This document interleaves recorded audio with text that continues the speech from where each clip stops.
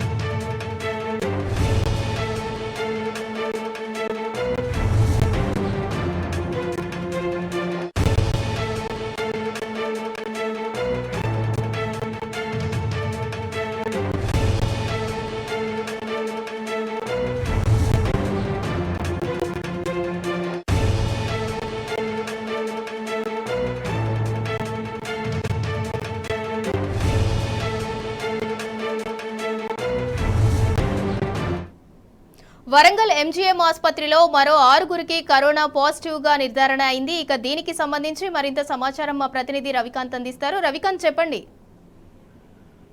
Good evening. Corona మళ్ళీ విజృంభిస్తున్న పరిస్థితులు అయితే మనకు కనిపిస్తా ఉన్నాయి.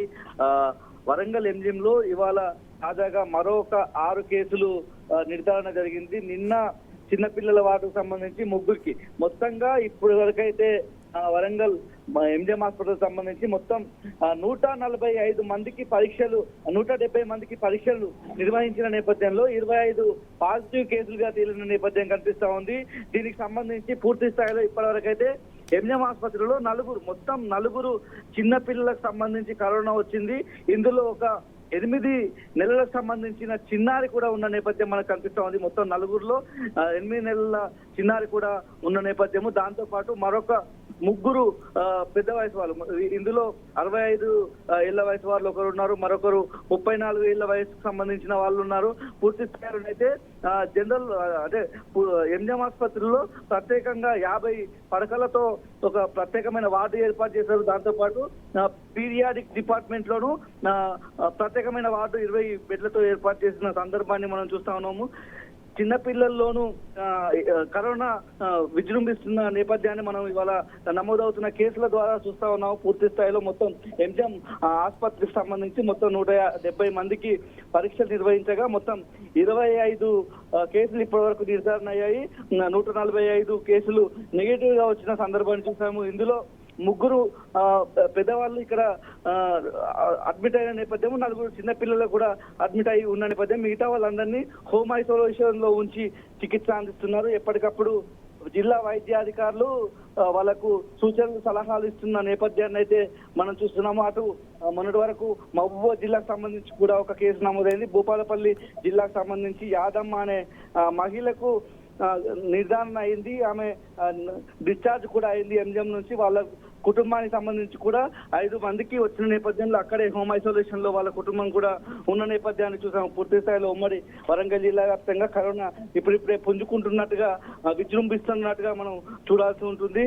ఎంజీఎం ఆసుపత్రికి సంబంధించి అయితే పూర్తి స్థాయిలో అయితే టెస్ట్లను పెంచిన నేపథ్యాన్ని కూడా మనం చూస్తా ఉన్నాము. ఇటు చిన్నపిల్లలు అయితే పెద్ద ఎత్తున కేసులు నమోదవుతున్న సిచ్యువేషన్ మనకు కల్పిస్తా ఉంది. అయితే నిన్న ఇవాళకు సంబంధించి టెస్టులు చేసిన వాళ్ళలో మొత్తం అంటే నిన్నకు సంబంధించి 4, అదేవిధంగా ఇవాళ టెస్టులు తీసుకున్న వాళ్ళ నుంచి, శాంపిల్స్ సేకరించిన వాళ్ళ నుంచి 8 మంది, మొత్తం ఒక 12 కేసులకు సంబంధించి అవి కూడా ఇంకా టెస్టులు నిర్ధారణ జరగాల్సి ఉంటుంది.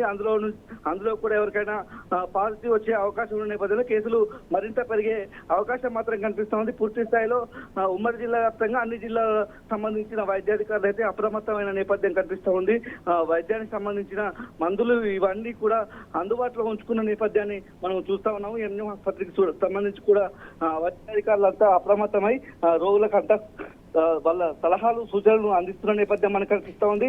ఎంజిఎం ఆసుపత్రికి వచ్చే ప్రతి ఒక్కరు కూడా మాస్క్ ధరించి రావాల్సి ఉంటుందనే సంకేతాలను కూడా ఇస్తున్న నేపథ్యం కనిపిస్తూ ఉంది. చిన్న పిల్లలు అదేవిధంగా వృద్ధులు అత్యంత అప్రమత్తంగా ఉండాలని వైద్య అధికారులు సూచిస్తున్నారు. Right, thank you Ravikanth.